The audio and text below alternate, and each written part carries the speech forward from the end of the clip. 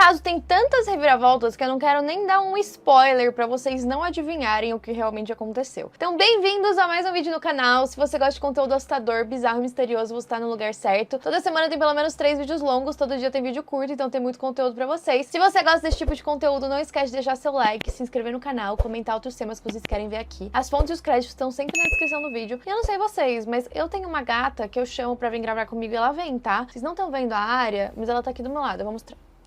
Ai, eu não devia fazer isso, porque... Arinha, dá oi! Olá, dá oi! Pois é, gente, ela fica fazendo companhia pra mim. Eu não devia ter feito isso, porque agora eu mexi todo o tripé que eu demorei tanto tempo pra conseguir colocar no lugar. Aí. Acho que estamos bem, né? Enfim, eu cheguei no caso de hoje porque eu tava muito sem ideia de que caso eu ia falar. E aí eu fui pesquisar num canal que normalmente eu vejo notícias, que tem vários casos, assim, criminais, e eu falei, deixa eu ver qual que é o vídeo mais assistido, porque provavelmente é um caso bombástico, né? E eu fiquei assistindo, eu falei, gente, mas assim, tem nada demais. Não é que não tem nada demais, não me pareceu nada muito fora do normal. Aí eu fui chegando no final e eu falei, tá bom, acho que me convenceu. Enfim, sem mais enrolação, bora pra história.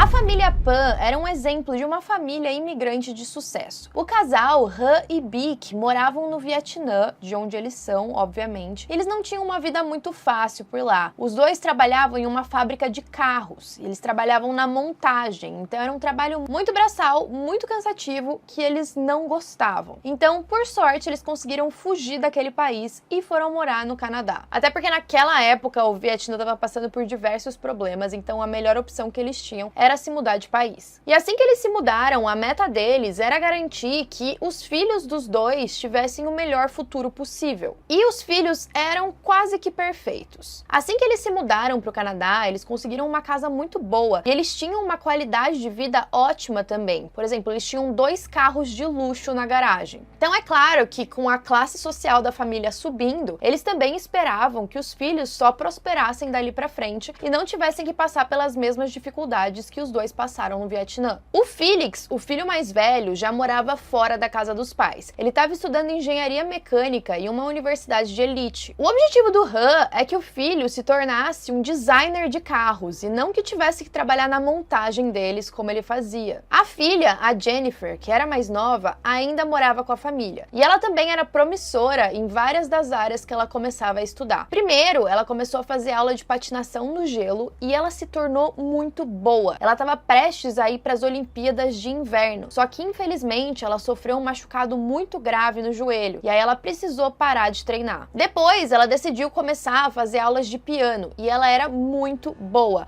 a ponto dela começar a dar aula para outras pessoas e com essas aulas que ela dava, ela ganhava um dinheiro extra para ela gastar com as coisas que ela queria. Além disso, ela só tirava A na escola, o boletim dela era perfeito. Só que os pais da Jennifer eram um pouco rígidos. Eles eram extremamente rigorosos e eram conhecidos com o que dizem na cultura popular dos Estados Unidos como Tiger Parents. Traduzindo para o português seria pais tiranos ou pais tigres. E esse tipo de educação é mais comum na Ásia, em que os pais são muito rígidos com os filhos com relação à educação. Então eles querem que as crianças se dediquem 100% à escola. Muitas vezes elas são proibidas de sair de casa, de frequentar festas, de terem namorados até. E com a Jennifer era assim, ela não podia ir para as festas da escola. Quando ela se formou no ensino médio, os pais não deixaram ela ir para a festa de formatura. Toda vez que ela se interessava por algum garoto, os pais logo cortavam e era num nível que ela não podia nem ter amigos garotos. Isso para não correr o risco dela se apaixonar e querer começar a namorar e tirar o foco dos estudos. E é claro que para ela isso não era interessante, ainda mais levando em consideração que ela era adolescente. Ela estava naquela fase que ela queria sair para festas, ela queria beber com os amigos e ela queria namorar. Inclusive, teve um momento em que a Jennifer começou a conhecer um pouco melhor um garoto chamado Daniel Wong. O Daniel foi muito importante importante para Jennifer em um momento que ela passou um pouco de dificuldade. Ela estava em uma viagem longe de casa e ele também estava nessa mesma viagem. Ela passou por uns perrengues ali que ele acabou ajudando ela, e é claro que isso aproximou os dois e ela começou a ter um interessezinho. Só que quando os pais ficaram sabendo desse interesse, eles logo cortaram. Em novembro de 2010, a vida da família ia mudar completamente. O Han também queria que a Jennifer fosse médica, só que depois ele mudou de ideia e ele aceitou que ela fosse farmacêutica, depois ela dizer que ela não tinha muito estômago para medicina. Então, o nível da disciplina e da rigidez dos pais era esse. Eles queriam definir qual carreira os filhos deles iam seguir. Mas a vida da família ia mudar drasticamente no dia 8 de novembro de 2010. A câmera de segurança do vizinho que morava na frente da casa dos Pan capturou nas gravações 3 homens encapuzados e usando armas entrando na casa deles. Aqueles foram os 18 minutos mais assustadores e sinistros que aconteceram dentro daquela casa. Os 3 homens entraram pedindo dinheiro. A Beck, a mãe, estava deitada na sala de estar. Ela acordou rapidamente e logo ela foi colocada em uma cadeira, enquanto um dos homens subia as escadas e acordava o Han, que já estava dormindo. Ele foi acordado com uma arma na testa. Depois, ele foi levado para o andar de baixo. A Jennifer, enquanto tudo isso estava acontecendo, ela estava dentro do quarto com a porta fechada e falando no telefone. Enquanto ela conversava, ela começou a ouvir alguns barulhos estranhos e passos que não pareciam ser dos pais dela. Depois de algum tempo, ouvindo essa movimentação, ela decide abrir um pouquinho a porta para checar o que estava rolando e ela é recebida com uma pistola apontada diretamente para ela. Aquele homem ficava gritando o tempo todo aonde está o dinheiro e pedia para ela ir junto com ele. Antes dos dois descerem as escadas, esse ladrão amarra os braços da Jennifer com um cadarço. Ela é levada brevemente para o andar de baixo, onde ela vê os 2 pais presos também, e aí os ladrões continuam gritando, falando que eles queriam dinheiro, e o Han informa que a carteira dele estava no andar de cima, dentro do quarto. Então o ladrão leva a Jennifer junto com ele para o quarto para procurar essa carteira. Eles começam a revirar o cômodo, não acham a carteira lá, mas a Jennifer se lembra que a mãe tinha um dinheiro guardado em outro cômodo. Então eles acham $10.000 que os ladrões pegam e a Jennifer também oferece o dinheiro que ela tinha ganhado da aula de piano. Antes dos ladrões descerem para lidar com os pais da Jennifer, ela é amarrada no corredor da escada. E ela consegue ouvir lá embaixo uma briga acontecendo. O Han diz que eles podem levar o que eles quiserem, desde que eles não machuquem a família. Só que os ladrões estão muito irritados. Eles acreditam que o Han tinha mentido para eles daquela carteira no quarto. E eles até batem com a arma na cabeça dele. Depois que eles pegam esse dinheiro que eles conseguiram, eles levam tanto a Beck quanto o Han pro andar de baixo, no porão. A Jennifer, desesperada, fica ali amarrada, ouvindo tudo o que tá acontecendo, e ela tenta gritar. Mas depois de alguns minutos, ela ouve tiros. Lá no porão, os ladrões tinham colocado um cobertor em cima da cabeça do casal. As últimas palavras da Beck são que, por favor, eles poupem a vida da filha dela. 5 tiros são ouvidos. 3 deles foram na Beck e 2 no Han. O Han recebe um tiro no ombro e outro no rosto. A Beck acabou morrendo imediatamente. Momentos depois, as câmeras de segurança do vizinho mostram os 3 ladrões saindo da casa. A Jennifer foi deixada lá amarrada. Ela então liga para a polícia. 34 segundos depois que a ligação começa, os policiais começam a ouvir gritos. Gritos que não vinham da Jennifer. Na verdade, esses gritos vinham do Han, que tinha sobrevivido. Ele sai correndo do porão e vai para fora pedindo ajuda. Ele tinha acabado de se deparar com a esposa dele morta. Na ligação, a Jennifer diz para os policiais que não sabia o que estava acontecendo, que ela tinha ouvido barulhos muito altos, que ela não sabia se eram de tiro ou não, mas que tinham ladrões invadindo a casa dela.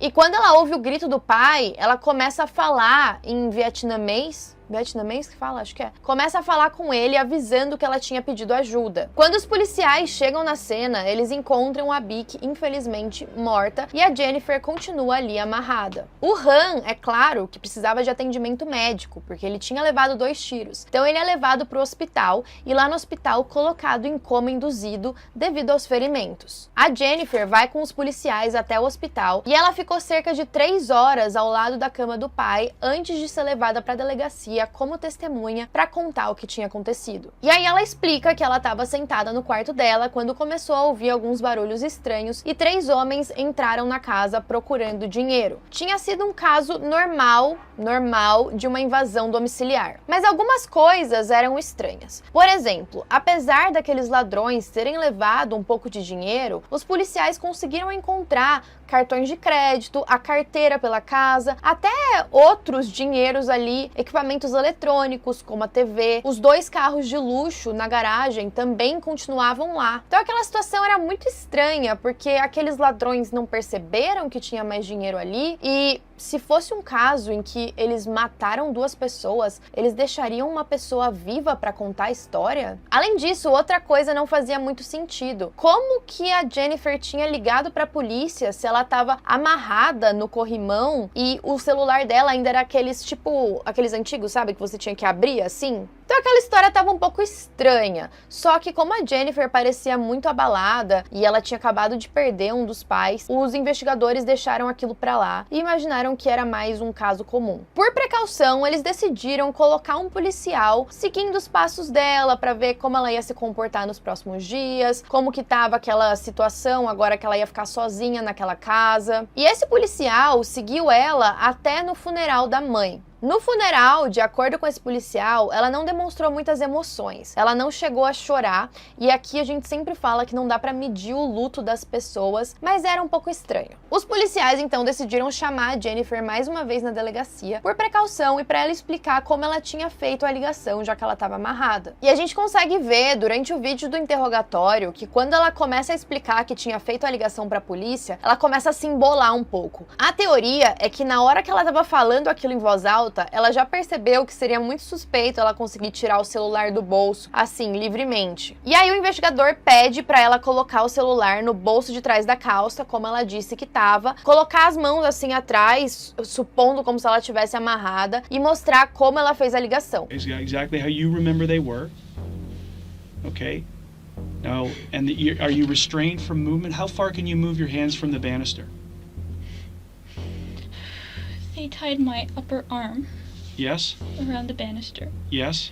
but my hands were bound together. E ela faz isso perfeitamente. Ela diz que ligou ali mais de baixo, né? Ela não conseguia levantar o celular perto do rosto para fazer a ligação. Disse que colocou o volume bem alto para ela conseguir ouvir. E ela realmente estava gritando, então fazia sentido. Mas aí tinha os investigadores lá ainda pensando, gente, isso aqui não tá fazendo sentido, deve ter alguma coisa a mais. E aí eles decidem ouvir aquela ligação para a polícia de novo, para tentar detectar se tinha algo errado. E logo eles perceberam, logo no começo, quando o pai dela, o Han, acorda desesperado, por que ele não vai logo em direção à filha para garantir que ela estava bem, já que tinham atirado nele e na esposa?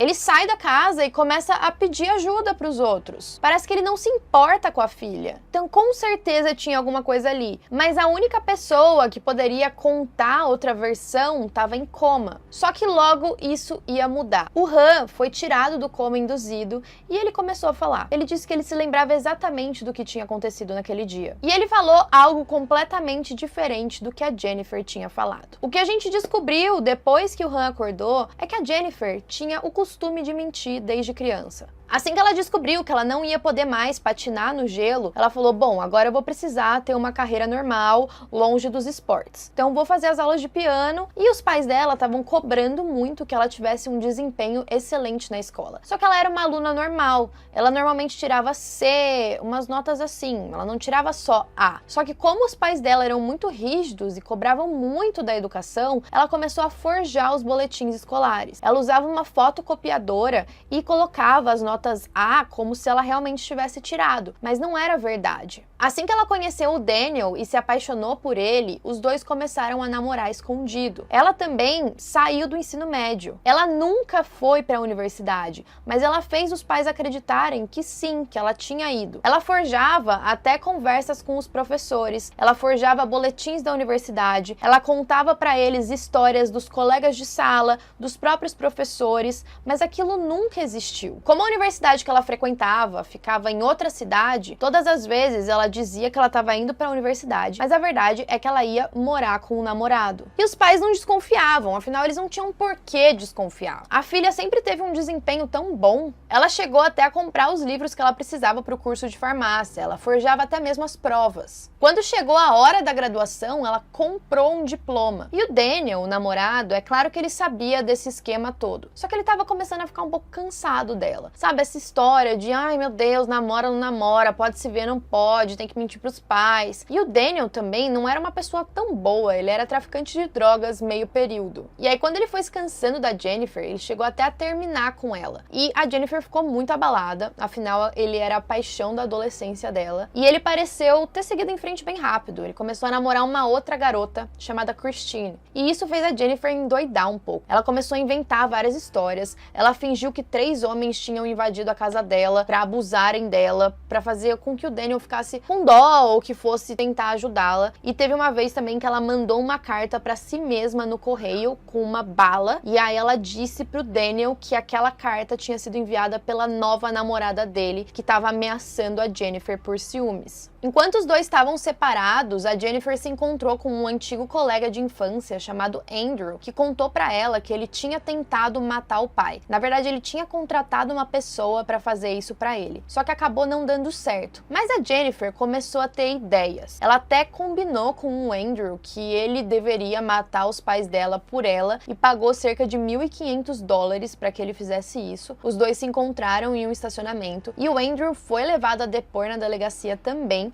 só que ele falou que não tinha nada a ver. O valor que a Jennifer pagou para ele era de uma antiga dívida que ela tinha não relacionada com isso. Sem contar que $1.500 não me parece um valor que você pagaria para uma pessoa matar a outra. Só que aí a poeira baixou, a Jennifer ficou mais na dela, até que os pais começaram a ficar um pouco desconfiados das mentiras que ela contava. Um dia, eles seguiram a Jennifer quando ela estava saindo de casa para ir para a universidade e adivinha, eles encontraram ela chegando na casa do Daniel, que agora eles tinham voltado a namorar e tinham se reconciliado. E aí foi o maior escândalo. O Han quase que tirou ela da casa pelos cabelos, levou ela de volta para casa deles e proibiu ela de fazer qualquer coisa. Ela não podia mexer no celular, ela não podia sair com amigos, sair de casa. A única coisa que era permitido ela fazer era ir da casa para aula de piano. E ela pegava o carro e o Han calculava até a quilometragem que ela estava indo para garantir que não tinha nenhum desvio. E é claro que isso não é vida para ninguém, né? Então ele deu 3 opções para ela. Ou ela terminava o namoro com o Daniel e voltava a estudar para entrar em uma universidade, ou ela ia ser mandada para fora de casa, ou então ela ia ter que esperar o Han tá morto para poder ficar com o Daniel. Foi aí que ela tomou a decisão. O Daniel mesmo foi quem colocou ela em contato com alguns assassinos de aluguel. O Daniel deu um celular para ela, aqueles celulares pré-pagos que você joga fora, tipo assim, descartável, com um chip específico para ela poder falar com esses caras e combinar o esquema. Ela pagou $10.000 para eles entrarem na casa, matarem os pais dela e saírem fingindo que tinha sido uma invasão domiciliar. Ela só não esperava, é claro, que o Han ia sobreviver. O Han, quando acordou do coma, disse para a polícia que tinha reparado a filha falando com um homem branco de forma amigável ali no andar de baixo da casa, enquanto o crime acontecia. Finalmente, ela se tornou suspeita e foi levada de novo para depor, agora como suspeita. Depois de 9 horas, ela disse para a polícia que estava disposta a contar toda a verdade. E aí os policiais estavam na expectativa, finalmente vamos ter uma confissão. Só que a Jennifer contou uma história diferente de todas as outras. Ela disse que tinha contratado aqueles caras para entrarem na casa e matar ela, só ela, não os pais. Ela também disse que tinha falhado diversas vezes de tirar a própria vida, que ela não queria mais viver naquela situação. Ela não aguentava mais os pais, ela não aguentava mais a vida dela. E aí todo mundo começou a se questionar, nossa, será que ela tá falando a verdade ou será que é só mais uma mentira? De acordo com a Jennifer, no último minuto, ela tinha desistido da ideia. Ela queria cancelar aquele ato todo. Só que aqueles ladrões cobravam $10.000 de taxa de cancelamento. E eles ainda queriam esse dinheiro. Então, por conta disso, eles teriam aparecido na casa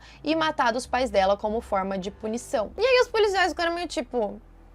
ainda tá um pouco esquisita, né? essa história aí. Finalmente, o Daniel é chamado pra depor. Em primeiro lugar, ele falou que ele não sabia os detalhes do que tinha acontecido, só que a família dela não queria que os dois ficassem juntos. Mas parece que os dois não combinaram muito bem a história, né, antes deles irem depor. O Daniel acabou confirmando que a Jennifer disse pra ele que queria sim os pais mortos. Ele também alegou que tinha dado aquele celular pra ela conversar com os assaltantes. E a polícia tinha o celular em posse deles, só que o chip tinha se perdido.